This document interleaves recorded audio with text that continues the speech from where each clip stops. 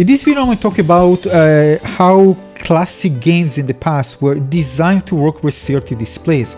And actually when I played Wonder Boy Collection on the Nintendo Switch, one of the cool things about it that it had the option to actually mimic how games will look like on a CRT display using shaders.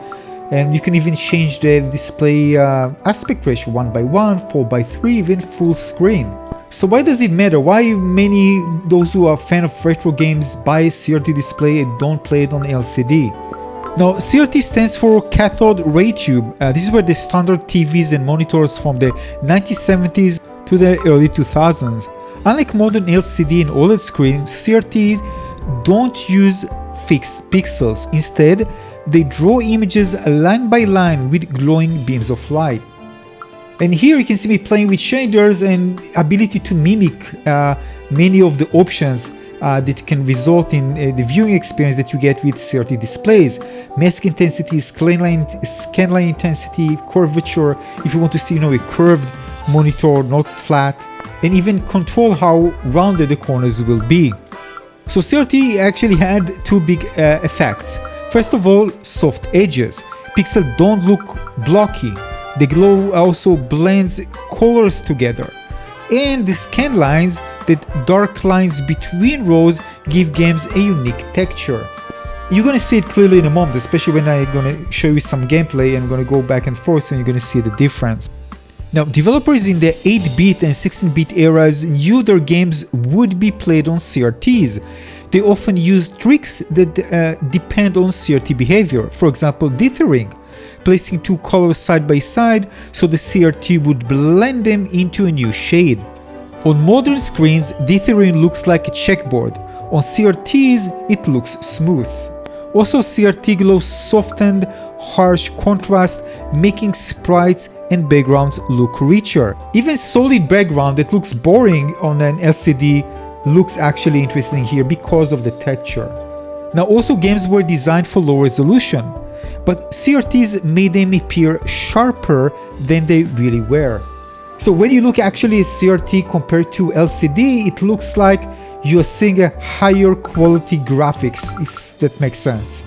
So I do recommend, by the way, turning off your lights in your room and watch gameplay here, what I'm going to show you. So retro gamers care about it because the original look, what you saw back then, is not the same as what you see today on a flat screen. Second is motion clarity. CRTs had almost no input lag and no motion blur. Face games like Sonic and Street Fighter 2, for example, felt smoother. So it might be even annoying to play it on an LCD, but if you play it on a CRT, it's going to be much smoother. Look at the curve, by the way, of the screen. Yeah, of course I did it deliberately in the settings. And the other thing is immersion. The glow of the screen gave games a warmth that modern displays don't replicate. By the way, look at the background, for example. You can see a solid background. It's very boring on an LCD, but here, because of the scan lines, it just gives kind of volume. It feels like it has depth. Everything feels like more three-dimensional. Alright, so before we do a comparison, I just want to show you again, we're going to just change it a bit and to a 4:3 aspect ratio. So it looks kind of more like a TV, right? So yeah, 4:3.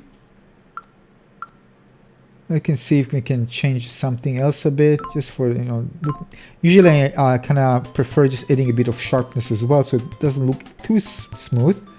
All right, so here it is. Oh, by the way, this is with the wallpaper, which we can change that.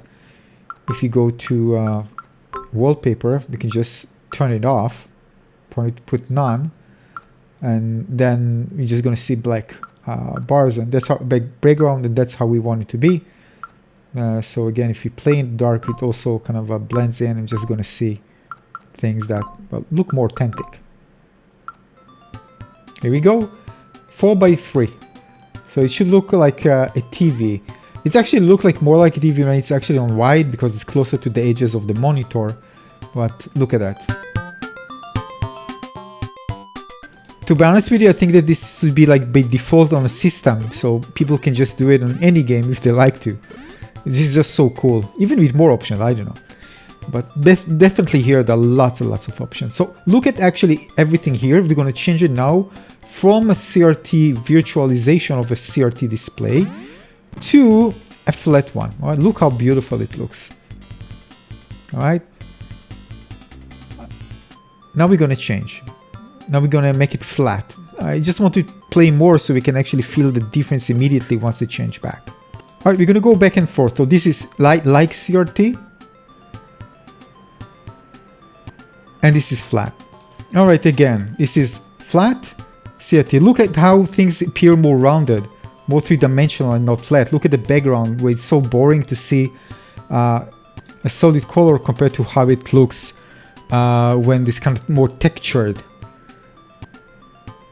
I also personally think that rounded is kind of more immersive to look at. I mean, I know this from phones compared to flat.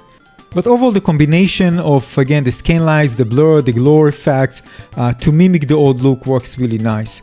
I mean, it's not perfect, but it really helped capture the spirit of the original experience. This is why emulators and modern consoles that are aimed for retro gamers often include CRT filters. This adds scanlines, blur, and glow effects to mimic the old look.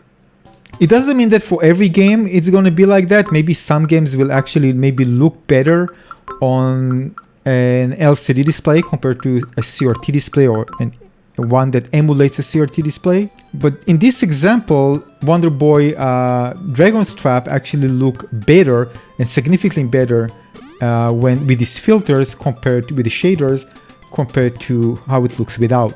It also adds, I don't know, it just looks cuter. Because it's more rounded and it feels like more alive, it doesn't look flat. It just makes everything feels more lively, right? Because again, it's not 3D, but it looks like, so it feels more kind of tangible, I don't know. So yeah, much cuter. So the answer to the big question, classic games look better in general on CRTs because they were made for them. The technology shaped the art, the colors, and even the gameplay feel. And for retro gamers, CRTs aren't just old TVs, they're part of the gaming history and part of the way to play many games, many classic old games. For me, this was also the best way to trigger certain neurons to ignite some of the hidden memories that I had in the past, because to connect those memories, I needed really to relive something that feels the most authentic.